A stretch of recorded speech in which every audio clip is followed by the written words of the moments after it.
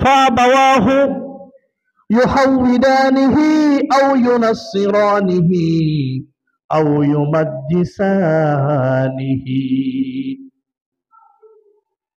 ওই সন্তানের বাপ যদি ইহুদি হয়, কে তার সন্তানকে ইহুদি ধর্ম শিক্ষা দিবে। যদি তার বাবা খ্রিস্টান হয়, সে তার সন্তানদেরকে খ্রিস্ট ধর্ম শিক্ষা দিবে। সে যদি বুদ্ধিস্ট হয়, সে তার সন্তানদেরকে বুদ্ধ ধর্ম শিক্ষা দিবে। ঠিক কিনা? আমরা যারা মুসলমান আছি, আমরা আমাদের ছেলে মেয়েদেরকে ইসলাম শিক্ষা দিব। ঠিক কিনা? এখন প্রশ্ন, প্রত্যেকটি সন্তান মুসলমান হয়ে এই দুনিয়াতে আসে, তার আব্বা যদি খ্রিস্টান হয়, সে তার ছেলে মেয়েদেরকে খ্রিস্ট ধর্ম শিক্ষা দিবে, এটা স্বাভাবিক। সে যদি হিন্দু হয়, তার ছেলে মেয়েদেরকে সে হিন্দু ধর্ম শিক্ষা দিবে। সে যদি বুদ্ধিস্ট হয়, সে তার ছেলে মেয়েদেরকে বুদ্ধ ধর্ম শিক্ষা দিবে। আর যদি মুসলমান হয়, মুসলমানেরা এখন ইসলাম শিক্ষা দিই না, তারা নিজেদের ছেলে মেয়েদেরকে বড় মানুষ করার উদ্দেশ্যে ছোট্টবেলায় ইসলাম শিক্ষা দিচ্ছে না। নাউজুবিল্লাহ বলবেন না। আমি এটা কি জন্য বলেছি, এটা বলার একটি উদ্দেশ্য আছে। গরুর বাচ্চা যখন মায়ের পেট থেকে দুনিয়াতে আসে, সেটা গরুর বাচ্চা হয়। মুরগির ডিম থেকে যখন বাচ্চা ফুটে দুনিয়াতে আসে, সেটা মুরগির বাচ্চা হয়। মানুষের সন্তান যখন মায়ের পেট থেকে আসে, সে মানুষ হয় না, তাকে শিক্ষার মাধ্যমে মানুষ করতে হয়। ঠিক কিনা? সে যদি দ্বীন শিক্ষা, ইসলাম শিক্ষা যদি সে না জানে, না বুঝে, না শিখে, সে ঘুষুর চেয়ে নিকৃষ্ট হয়ে যায়। বলি নাউজুবিল্লাহ। সেই জন্য ফ্যাক্টরিতে যদি কোনো সেন্ট্রাল যদি বাঁকা অবস্থায় বাহির হয়, ওই সেন্ট্রালকে আপনি হাজারো চেষ্টা করে কোনোদিন সোজা করতে পারবেন না। কেন? এটা ফ্যাক্টরি থেকে বাঁকা বাহির হয়েছে।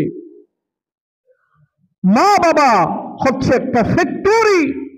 ওই সন্তানকে সুস্থ অবস্থায় যদি আপনি ইসলাম শিক্ষা না দেন, ধর্মীয় শিক্ষায় যদি শিক্ষিত না করেন, সে বড় হয়ে গেলে আপনি তাকে যদি নামাজের জন্য মসজিদে আসতে বললেন, সে নামাজে আসবে না। কেন? ছোট্টবেলা থেকে সে শিক্ষা পায়নি। হযরত আলী রাদিয়াল্লাহু তাআলা আনহু বর্ণনা করেন, তিনি এক সময় মানুষদেরকে তিনটি ওসিয়ত করলেন। এক নম্বর, তোমরা যারা ছেলে মেয়েদের মা এবং বাবা আছো, তোমরা তোমাদের ছেলে মেয়েদেরকে আল্লাহর কোরআন শিক্ষা দাও। এক নম্বর ওসিয়ত করলেন হযরত আলী রাদিয়াল্লাহু তাআলা আনহু। ওহে ছেলে মেয়েদের মা বাবারা, তোমাদের মধ্যে যাদের ছোট্ট ছোট্ট ছেলে মেয়ে আছে, তোমরা তোমাদের ছেলে মেয়েদেরকে আল্লাহর কোরআন শিক্ষা দাও। দুই নম্বর, তোমাদের ছেলে মেয়েদেরকে তোমরা নামাজ শিক্ষা দাও। তিন নম্বর, তোমাদের ছেলে মেয়েদেরকে তোমরা শিষ্টাচার আদব শিক্ষা দাও।